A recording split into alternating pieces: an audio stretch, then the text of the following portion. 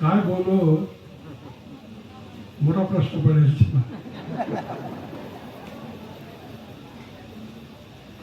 मी जरी जगभर भाषणे करा असेल काय काय करत, पण सगळा आपला गावना आपला घरातला लोक समोर बोला ना, तर मला आयराणी शिवाय दुसरं काहीच सुचत.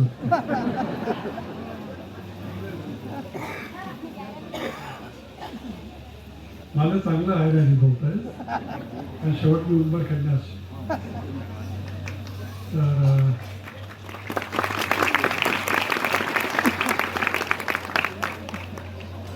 आज या कार्यक्रम करता माझ्या बोलावं सगळ्याची संदीपनी आग्रह धरा. मी त्याला म्हणतो, अरे कसा नाही काही कराय ना उद्योग, तू कसा ना भूमिपुत्र, कसा ना अमुक प्रमुख. अरे मी गावना एक सामान्य माणूस आहे. हा आता शिकतो, थोडंफार जग फिरायला मिळालं, चांगलं काम करता होणं, आई वडील पुन्हाही गुरुजन ते मला जे शिकवलं ते माझ्या आयुष्यभर कामले. आमना घर धाबानं घर माहिती आहे सगळ्यातले आपले. मला खरं म्हणजे फार आकर्षण होतं. आकाश, चंद्र, तारे सगळं असं म्हणजे आपण पुन्हा दाबावर झोपतं सगळं. तर दाबावर झोपलेलं असताना आईचं सगळं दिसे त्याचं मला फक्त आकर्षण होतं दाखलपर्यंतपासून. पण कधी असा विचार काय नाही की मी त्या ज्या गोष्टी मी दाखलपणे देखा त्या मला पुढे आयुष्यभर कामले येतील आणि मला शिकायला मिळेल. तर तो तुटता तारा, मग ते तिरकामठ, मग ती सप्तर्षी, मग ते काय काय काय काय होतं ते मध्येच ती तांबी लुक करस वगैरे. तिला प्रचंड आकर्षण होतं लहानपणीपासून. खेळले पहिली ते 7वी तर ते मला उड्डाण परीक्षा करायला म्हणजे देवानी संधी मिळली. त्यामुळे मी 7 वर्ष नाही तर 6 वर्षातच मी 7वीपर्यंत शिकलो. आणि त्यानंतर मग मी उंबरखेडल्यात आपला हायस्कूलमा 8वी ते 11वी शिक्षण घेतलं. आणि त्याच्यानंतर मग पुढे जो प्रवास झाला. मला फक्त एक गोष्ट विद्यार्थ्यांना नमूद करावीशी वाटते की तुम्ही कोणत्या परिस्थितीतून पुढे आला याला फारसं महत्त्व नाही आहे. त्या परिस्थितीत तुम्ही काय जास्तीत जास्त चांगलं करू शकला किंवा काय करू शकता हे सगळ्यात महत्त्वाची गोष्ट आहे. आज मी जगभर फिरतो, जगभर वेगवेगळ्या कामांमध्ये सहभाग घेतो. या सगळ्याचा मूळ जे आहे ते माझं उंबरखेड गाव आणि माझी शाळा. आजही मला माझ्या प्राथमिक शिक्षक रामराव गुरुजी, कोळी गुरुजी यांची आठवण येते. त्यानंतर माझ्या हायस्कूलमधले छोटू तात्या ज्यांनी मला गणित शिकवलं. आनंदा मास्तर म्हणजे माझे मामाच होते, त्यांनी मला केमिस्ट्री शिकवली. मुरा पौगरी त्यांनी मला ड्रॉइंग आणि इतर शिकवलं. लुबान सर, धुडकू सर म्हणजे रघुनाथ सर, शास्त्री सर, या सगळ्या लोकांनी त्यांच्या परीने मला जास्तीत जास्त चांगलं शिक्षण देण्याचा प्रयत्न केला. मलाच नाही, त्यावेळेच्या सगळ्या विद्यार्थ्यांना हे मिळालं. आणि त्याचं सगळ्यात महत्त्वाची गोष्ट अशी आहे का त्यावेळेला शिक्षणाशिवाय दुसरं काहीच नव्हतं. म्हणजे आजच्या विद्यार्थ्यांचा जर कधी विचार केला तर त्यांना शिक्षण हे 25% आणि इतर गोष्टीच जास्त आहे. आणि त्या गोष्टींमुळे त्यांना प्रत्यक्ष जे शिक्षण आवश्यक आहे त्या शिक्षणापेक्षा इतर गोष्टींमध्ये ते आता पारंगतही होतात, पण बहकलेही जातात. जसं आता त्यांनी उल्लेख केला की त्यांना पोहता येत नाही, त्यांना इतर एक्स्ट्रा करिक्युलर ॲक्टिव्हिटीजमध्ये भाग घेता येत नाही वगैरे, कारण मोबाईल हा वरदान नसून शाप झालेला आहे आणि प्रत्येकजण त्याच्यामध्ये इतका गुरफटला गेला आहे. पण आपण फक्त प्रत्येक गोष्टीकडे जर चांगल्या नजरेनेच पाहिलं आणि त्यातल्या फक्त चांगल्या गोष्टीच आत्मसात करायचा प्रयत्न केला तर त्यात चांगलंच आपल्याला शोधता येऊ शकतं. हा महत्त्वाचा भाग आहे. मी माझ्या गुरुजनांना खरंच ते देवाचे अवतार होते. तर आपण ब्रह्मा विष्णू महेश कधी पाहिलेले नाही, अनुभवले पण पाहिलेले नाही. पण मी ज्या गुरुजनांनी मला शिक्षण दिलं ते शिक्षक हेच माझे गुरु होते. दुसरे गुरु नाही तर ते माझे देव होते.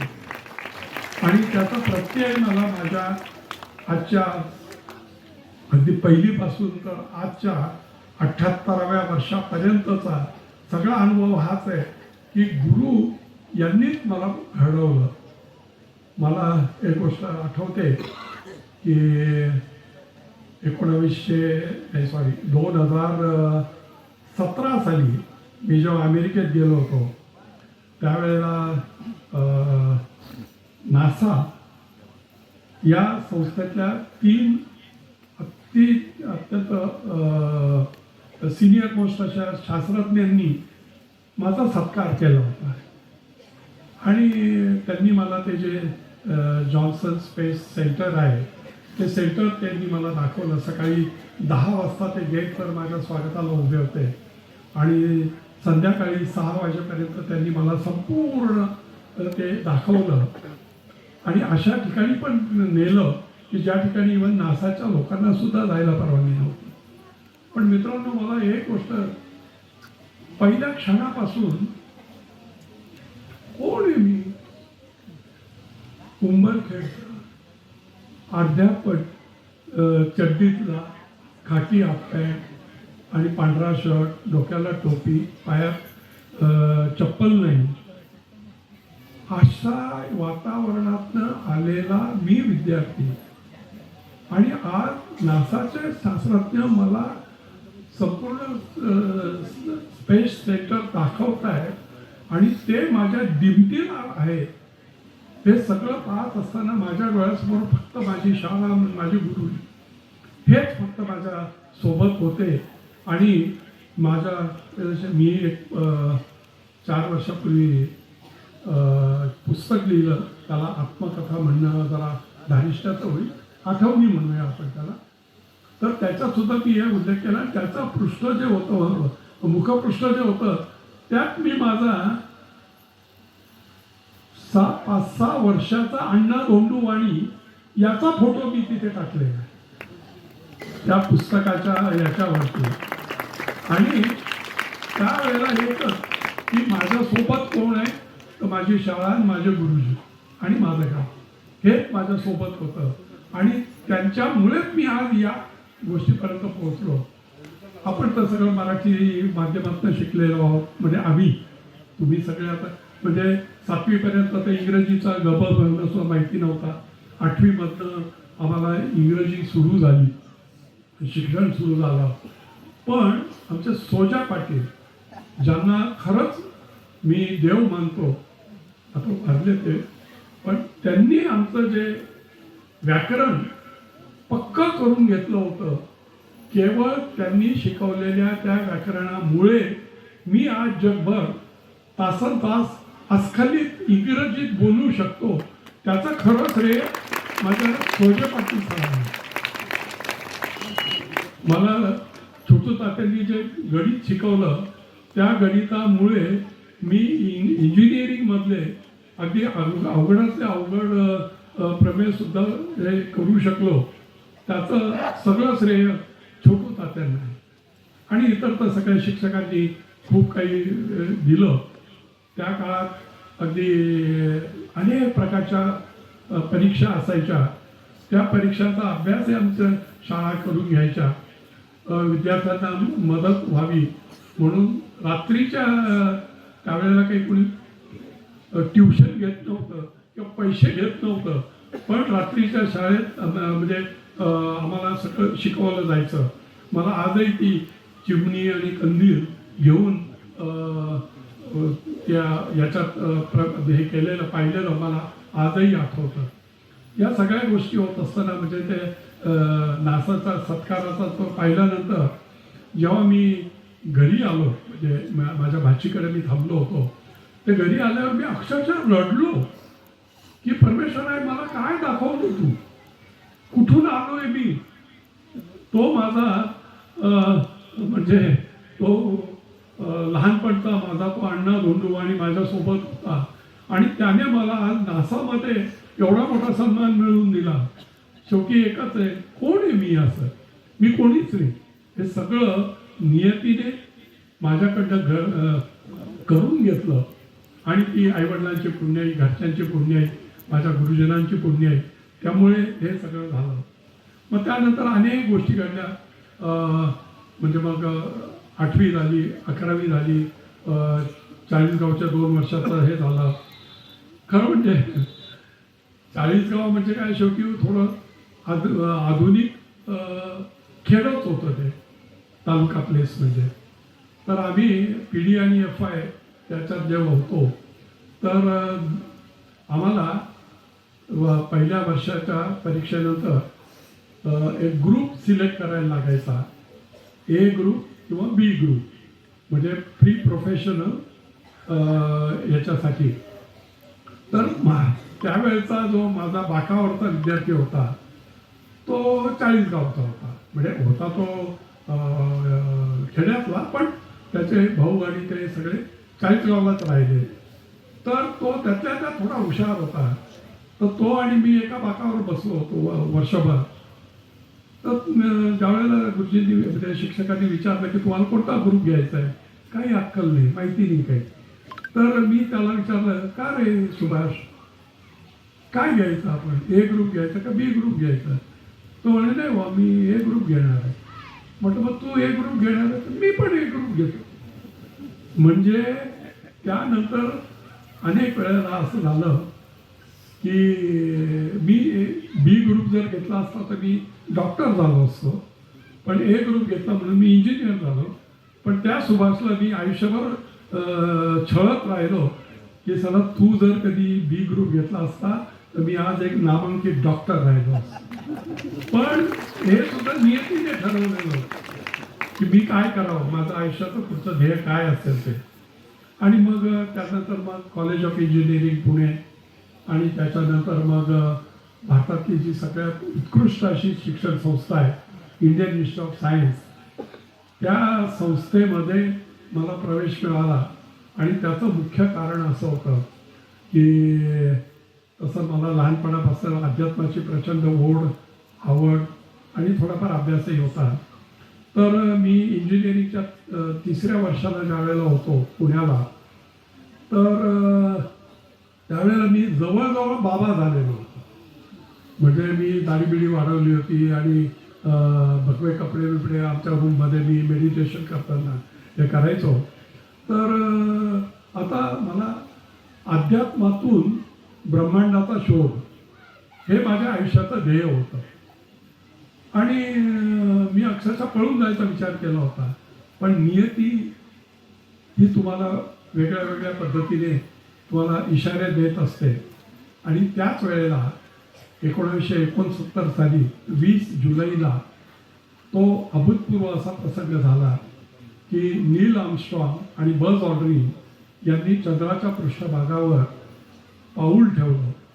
हा अतिशय हिस्टॉरिक असा प्रसंग होता.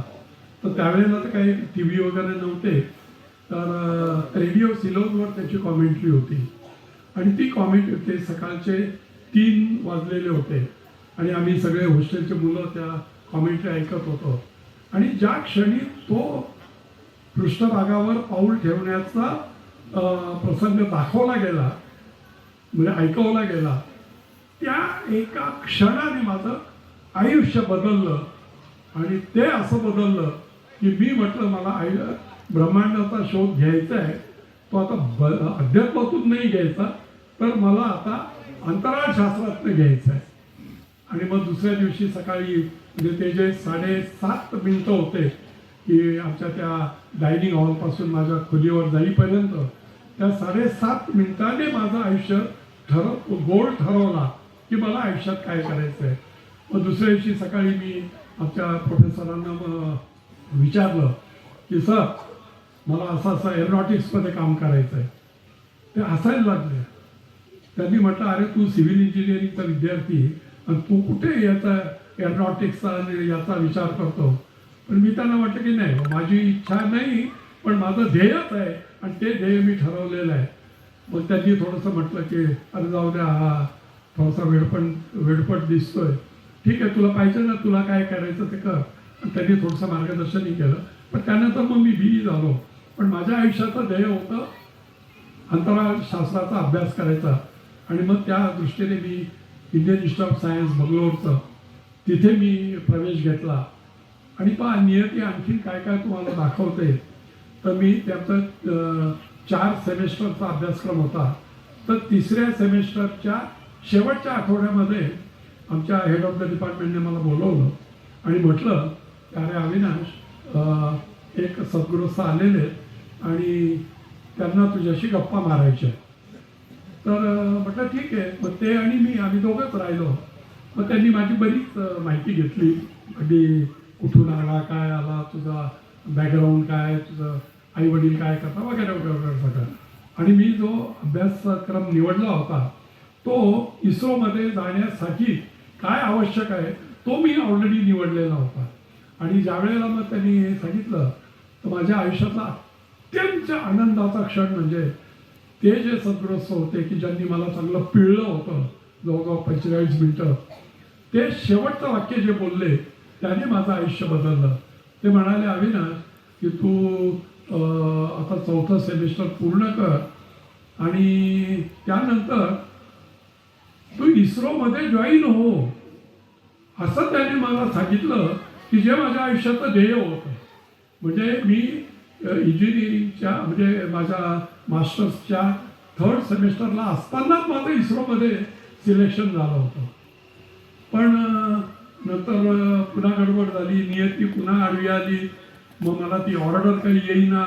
आणि तुम्हाला माहिती आहे खेड्यामध्ये सगळेजण आहे चला खोटं बोलतो कशाचं निवडून कसला काय कशाची बेकार दिसतो. शेवटी त्याला कंटाळून मी मुंबईच्या IITमध्ये PhD साठी प्रवेश घेतला. आणि 3 महिने मी PhD केलं. आणि एका सकाळी मला घरून फोन आला आणि माझं इस्रोचं नियुक्तीपत्र म्हणजे अपॉइंटमेंट लेटर मला आलेलं होतं. मी त्याच दिवशी IIT पवई मुंबईवरनं घरी आलो आणि नंतर मी इस्रो जॉईन केलं. आणि मग त्याच्यात मला खूप नशिबाने मी की डॉक्टर अब्दुल कलामांबरोबर मला काम करायला मिळालं. मला डॉक्टर गोवारीकर डॉक्टर ब्रह्मप्रकाश मला विक्रम साराभाईंना प्रत्यक्ष भेटून त्यांच्याशी बोलता आलं वगैरे. ही सगळी म्हणजे जी हाडा मांसाचे देव आहे. कारण आपण देव पाहिलेले नाही पण हे हाडा मांसाचे देव यांच्यासोबत मला संभाषण करता आलं काम करता आलं त्यांच्यासोबत इंटरॅक्शन करता आली. हा माझा म्हणजे नियतीचाच भाग आहे हा सगळा. आणि मग त्यात पुन्हा नियतीने पुन्हा धडा शिकवला की मला नासामध्ये जायचं होतं पण काही कारणामुळे मला जाता नाही आलं. पण घरच्यांनी जाऊ नाही दिलं मला त्यावेळेला. मग मी रागा संतापात इस्रो मी सोडली घरी येऊन बसलो. आणि 4 महिने मी आम्हालाही माहिती आहे की मी शेतामध्ये बारे धरले. तर हे सगळं झाल्यानंतर मग मला अनेक संधी मिळत गेल्या. तो भाग जवळपास सगळा झाला. मग मी अनेक पद्धतीने नाविन्यपूर्ण कारण इनोव्हेशन हा माझा परवलीचा शब्द होता. कुठलीही गोष्ट काही पाहिजे तर पहिला प्रश्न हा विचारायचा की हे का आणि कसं व्हाय अँड हाऊ. म्हणजे काहीही असो.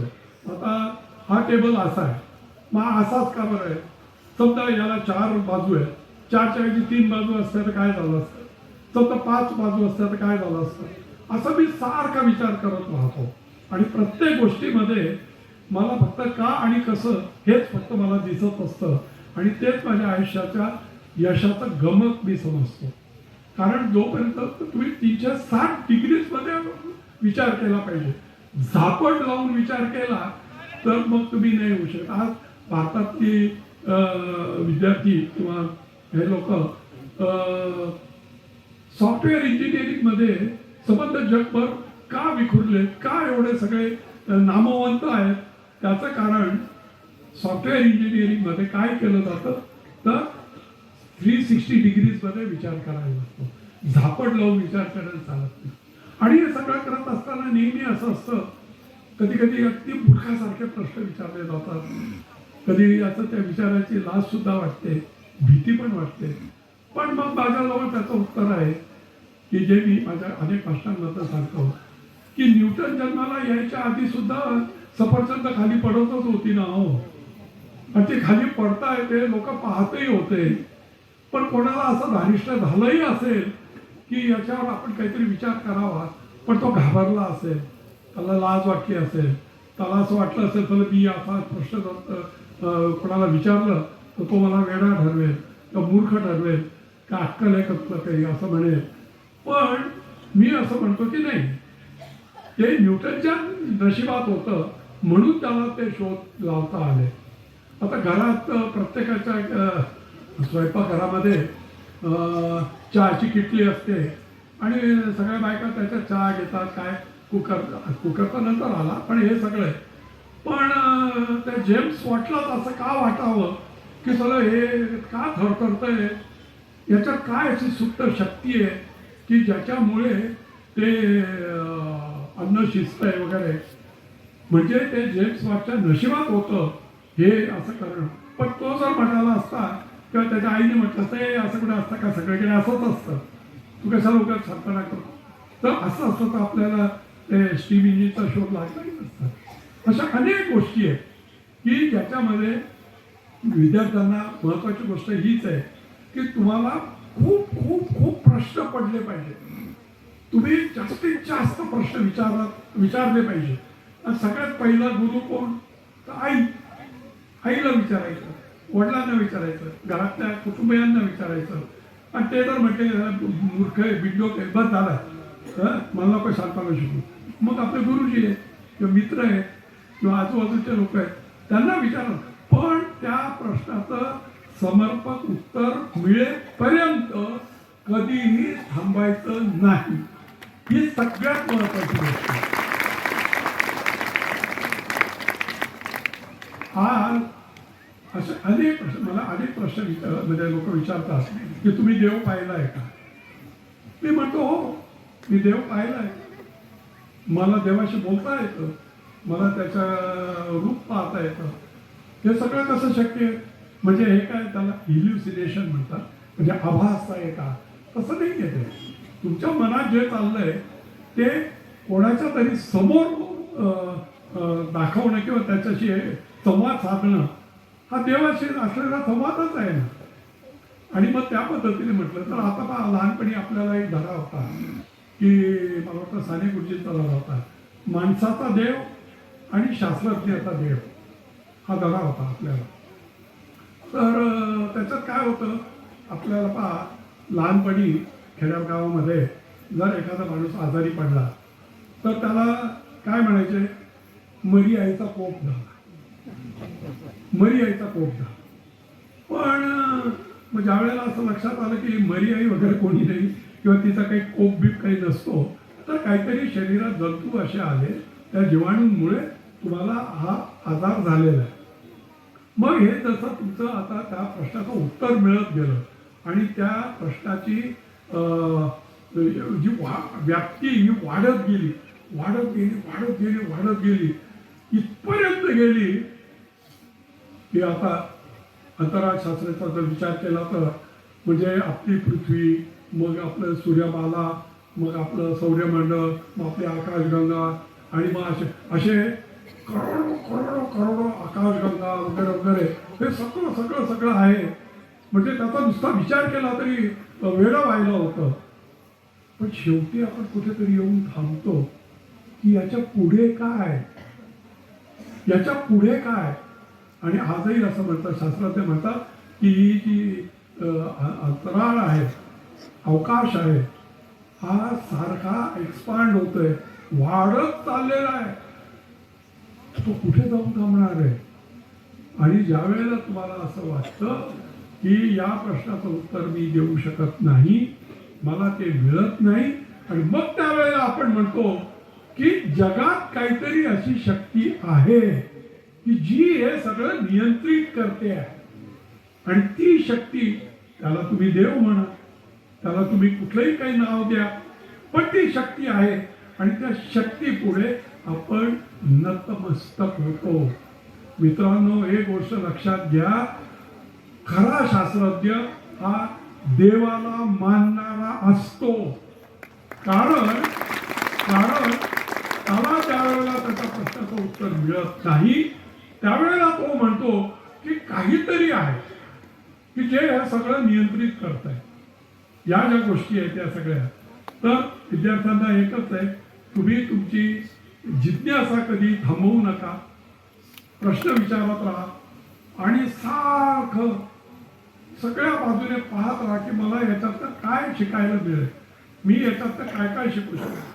मी आतापर्यंत म्हणजे ते याच्यात आलं असेल की मी 9 ब्रँचेसमध्ये काम करतो इंजिनिअरिंगच्या. म्हणजे सिव्हिल असेल, इलेक्ट्रिकल असेल, मेकॅनिकल असेल, कॉम्प्युटर असेल. एवढंच काय तर मी फार्मास्युटिकलमध्ये सुद्धा काम केलं. मी शेतकरी म्हणून गव्हाचं पण उत्पादन, भारतातलं सगळ्यात हायेस्ट उत्पादन मी गव्हाचं घेतलं. केवळ फक्त जिज्ञासा बुद्धी आणि सारखं पाहायचं की असंच का. साऱ्या गोष्टी होत्या. गव्हाच्या उंब्या ज्या आहेत त्या उंब्यांमध्ये ज्यावेळेला आपण 4 महिन्यानंतर ज्यावेळेला पाणी बंद करतो आणि त्यानंतर पाहतो तो जवळजवळ 25 ते 30% उंब्यांमध्ये दाणे पाजायचे राहून जातात. मग ते राहून जातात, तर मी विचार केला की हे राहून जातात म्हणजे नुकसानच आहे ना. मग मी म्हटलं की नाही, या सगळ्यात जास्तीत जास्त उंब्यांमध्ये जेव्हा दाणे भरले जातील त्यावेळेलाच आपण ते काही करायचं. पण आमचा तो मुखादम होता, तो म्हटला, साहेब असं केलं तर पाऊस आहे ते जे हातात आलेलं आहे ते निघून जाईल. म्हटलं जाऊ दे, काय बिघडत नाही काय. आणि मी अशा पद्धतीने 25%वरून 15%, 15%वरून 10%, 10%वरून 5%, एवढ्या 5% उंब्यापर्यंतच मी राहिलो. आणि भारतातलं सगळ्यात हायेस्ट उत्पादन गव्हाचं मी घेतलं. ते केवळ फक्त निरीक्षण. मी जर कधी जे सगळे लोक करतात तसंच केलं असतं तर मला तेवढं उत्पन्न आलंही नसतं. अशाच गोष्टी आहेत. पण तसं जे विंडमिल म्हणजे पवनचक्कीचा शोध कसा लागला. पवनचक्कीचा हे असं, मला ज्यावेळेला गरज होती त्यावेळेला मला कोणी मदत केली नाही आणि कोणी केली नाही. मग अरे मी तर इंजिनियर आहे, मी तर काहीही करू शकतो, हा आत्मविश्वास. आणि मग मी अशा प्रकारची पवनचक्की डेव्हलप केली, डिझाईन केली की जी जागतिक उच्चांक आहे. It's a world record that ही पवनचक्की कमीत कमी हवेवर आणि कमीत कमी फेऱ्यांवर वीज निर्माण करते. आणि त्याचं भारत सरकारने मला त्याचे पेटंट दिले. जगभर कौतुक झालं, अनेक पुरस्कार मिळाले. ते केवळ एका गोष्टीमुळे की माझी निरीक्षण शक्ती. आणि प्रत्येक नाही हे असं कसं होत नाही, झालंच पाहिजे. आणि शेवटी एक आहे ना, आपण प्रयत्न करत राहायचा, यश मिळालंच पाहिजे असं काही नाही ना. आपल्या आयराणीमध्ये म्हणतो ना, काय तो कोणतं कपाळ कातडं नाही जाणार, नाही काय. पण मी माझं जे आहे ते सोडायचं नाही. यश मिळालंच पाहिजे असं काही आग्रह नाही ना. पण तुम्ही ज्या वेळेला अतिशय कॉन्सन्ट्रेट होऊन ज्या वेळेला एखादं कार्य करता तर यश हमखास मिळतं. मी माझ्या सगळ्या इंडस्ट्रियल प्रोजेक्ट्समध्ये याच्यामध्ये मी खूप नाविन्यपूर्ण सगळे डिझाईन्स केले की जे भारतात कोणी केलेले नव्हते. आणि वर्ल्ड बँकेने त्याचा खूप गवगवा केला, मला खूप पुरस्कार दिले. तर वर्ल्ड बँकेचं त्यावेळेला हेच असं की आणि ते आमचे सगळे IAS ऑफिसर्स असायचे की ज्यांच्याकडे हे सगळं अप्रुव्हल्स असायचे. तर माझं ध्येय एकच होतं, I don't have to prove that I am right. मला हे सिद्ध करायचं नाही की मी बरोबर आहे. मला हे सिद्ध करायचं नाही की मी बरोबर आहे. तुम्हाला सिद्ध करायचं आहे की माझी काय चूक आहे. I don't have to prove that I am right, you have to prove that I am wrong. आणि समोरच्याची बोलती बंद होऊन जाते ना, कारण ज्या वेळेला त्याला अभ्यास करावा लागतो ना, तुमची काय चूक आहे शोधायला त्याला अभ्यास करावा लागतो. आणि याच्यामुळे मला जास्तीत जास्त जर माझं म्हणजे कौतुक झालं ते झालं ते केवळ या गोष्टीमुळे की नाही मी हे केलेलं आहे, काय चुकलंय ते तुम्ही दाखवा. या गोष्टी आहेत, अशा अनेक गोष्टी आहेत. मला वाटतं खूप वेळ झालाय तर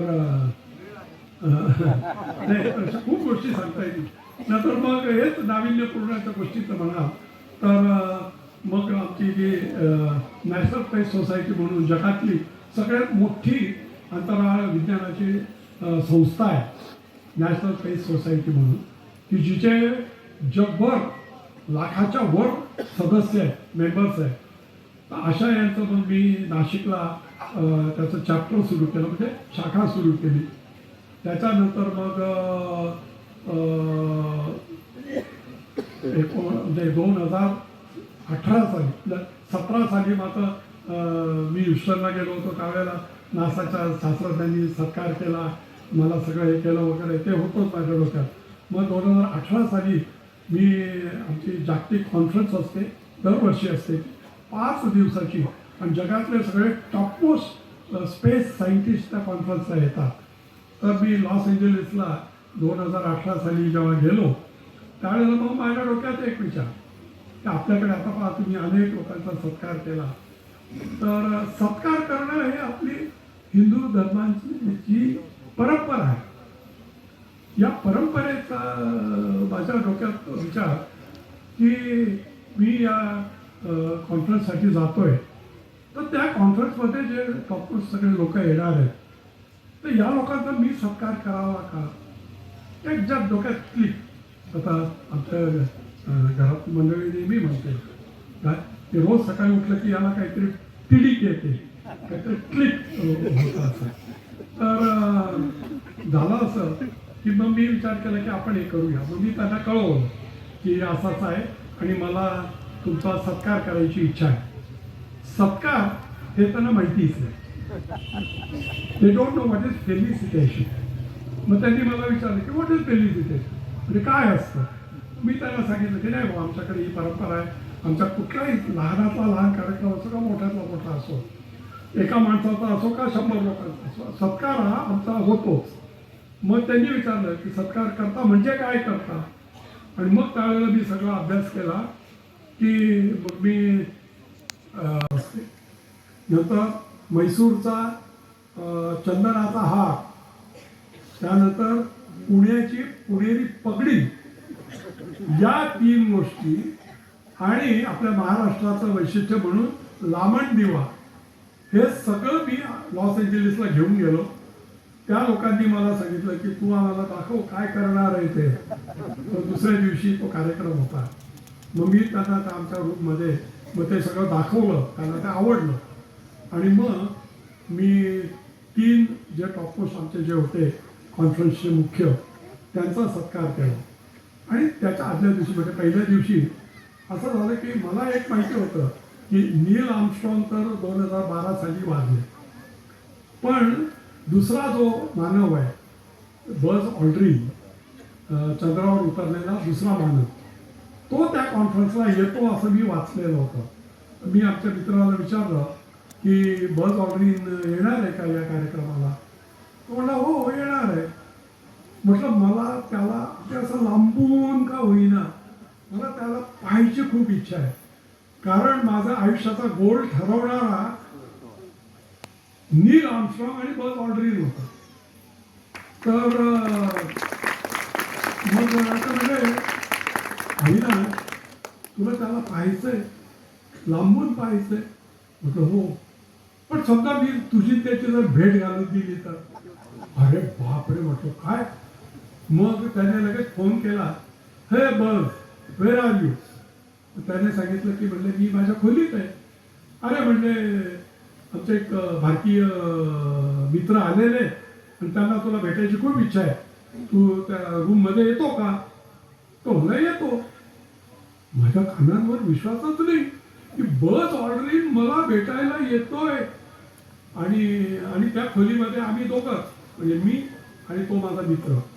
आणि 10 मिनिटानंतर तो बस ऑर्डरिंग जेव्हा त्या दरवाजातनं त्याने प्रवेश केला, ते प्रवेश केल्यानंतर मी तर टोटली ब्लँक झालो. मला काहीही सुचेना की बस ऑर्डरिंग आलाय. तर त्या दरवाजातनं त्याने प्रवेश केल्यानंतर त्या माझ्या मित्राने मला असं हलवलं, हे अविनाश, हे अविनाश, अरे bus is here, bus is here. मग त्याने अरे हो हो हो. मग तो बस ऑर्डरिंग, तो आणि मी, आमच्या दोघांमध्ये फक्त 1 फुटाचा अंतर होतं. त्या बस ऑर्डरिंगने माझ्या बरोबर 35 मिनिटं गप्पा मारल्या. 35 मिनिटं गप्पा मारल्या. आता एका पुढची महत्वाची गोष्ट, बस ऑर्डरिंग अनेक ठिकाणी भाषण करायला जातो, प्रेझेंटेशन करायला जातो. त्या बस ऑर्डरिंगची 1 तासाची फी, 1 तासाची फी भारतीय रुपयांमध्ये 1,20,00,000 रुपये असते. आणि तो माझ्यासारख्या फाटच्या माणसाबरोबर, उंबरखेडच्या अर्ध्या चड्डीतल्या पोराबरोबर 35 मिनिटं गप्पा मारत होतो. हे नियती दाखवते आपल्याला. या नियतीच्या पलीकडे आपण नाही. हे खरंच माझ्या आयुष्यात आहे का? नाहीये. मला आजही खरं वाटत नाही की खरंच नियतीने मला एवढं काही दाखवलं म्हणून. म्हणजे माझ्या विद्यार्थ्यांना हे सांगायचं आहे की तुम्ही कोणत्या शाळेतून आलात, कोणत्या परिस्थितीतून आलात, कोणत्या गावातून आलात, सगळं विसरून जा. तुमच्यात जर धम्मक असेल, तुमच्या संशोधक वृत्ती असेल, काहीतरी करायची हिंमत असेल, तुम्हाला काहीही कोणीही आडवं येत नाही. अरे माझ्यासारखा सामान्य माणूस जर काही करू शकला, तुम्ही तर खूप हुशार आहात रे. माझ्यापेक्षा तर लाखपटीने हुशार आहात, खूप मोठे होणार आहात तुम्ही. तर तुम्ही हे सगळं करू शकता आणि तुम्हाला हे करायचं आहे, हे मला तुम्हाला सांगायचं. पण मग अशा पद्धतीने झालं. मग सगळं मग मी त्याचा त्या नॅशनल स्पेस सोसायटीने माझी अंतराळ राजदूत म्हणजे स्पेस अँबॅसेडर म्हणून माझी नियुक्ती केली. अशी नियुक्ती मिळवणारा भारतातला मी पहिला होतो आणि जगातला 8वा होतो. मग त्यानंतर त्यांनी मला बोर्ड ऑफ डायरेक्टर्स, जे संचालक मंडळावर घेतलं. संचालक मंडळावर जाणारा मी पहिला आणि एकुलता एक भारतीय आहे आणि एकुलता एक नॉन अमेरिकन आहे. म्हणजे एकुलता एक की जो अमेरिकन नाही असा. आणि आज गेले 5 वर्षापासून मी आता member of board of directors आहे. अनेक कमिटीजवर त्यांनी मला घेतलं आणि आमच्या सारख्या मिटिंग्स असतात. खूप हे होतं आणि त्यात सगळ्यांना, या सगळ्यांना पहिला प्रश्न हाच विचारावा असा वाटतो. म्हणजे ते मला विचारतात की तू हे कसं करू शकला, तुझं पूर्वपीठिका काय, तुझं बॅकग्राऊंड काय, आणि तू हे कसं करू शकला हे सगळं. आणि मला त्याचं एकच उत्तर आहे की जे तुम्ही प्रत्येकाने लक्षात ठेवलं पाहिजे. Yes, I can do it, I know that I can do it and हेन आय हॅव डन इट. हे मी करू शकतो हे मला माहिती होतं आणि मी ते करू शकलो आणि मी ते केलंय हे दिसतंय. म्हणजे हा आत्मविश्वास जो आहे हा प्रत्येकाच्या मनात असला पाहिजे. आणि त्याला अडचणी येतील, काय काय होईल, सगळं होईल. जसं मी आता म्हटलं तसं प्रत्येक गोष्टी यशच मिळालं पाहिजे असं कुठे सांगितलं. प्रयत्न केला हे सुद्धा खूप मोठं यश आहे. प्रयत्न करणं, पण प्रयत्न केलाच नाही आणि तर सोडूनच दिलं, अर्धवट सोडून दिलं तर त्याला काही अर्थ नाही. म्हणून तुम्ही जे करता त्यात पूर्णपणे झोकून द्या स्वतःला. जास्तीत जास्त त्यातनं साध्य करायचा प्रयत्न करा आणि या गोष्टीतनं यश तुमच्या मागे धावत येईल हे याची मी तुम्हाला ग्वाही देतो. मित्रांनो, खूप काही बोलता येईल, कारण मी असं बोलायला लागलो की माझी बायको सांगते आता बंद करा, खूप वाईट झालं, पण आता नाही झालं. पण एनिवे, शेवटी तुम्ही सगळे आपल्या कुटुंबातलेच आहात, त्यामुळे माझ्याकडनं काही कमी जास्त बोललं गेलं असेल तर मला समजून घ्या आणि मला माफ करा. आणि संदीपने आणि या मंचाने मला इथे बोलण्याची संधी दिली त्याबद्दल मी सगळ्यांचे आभार मानतो. रामकृष्ण हरी.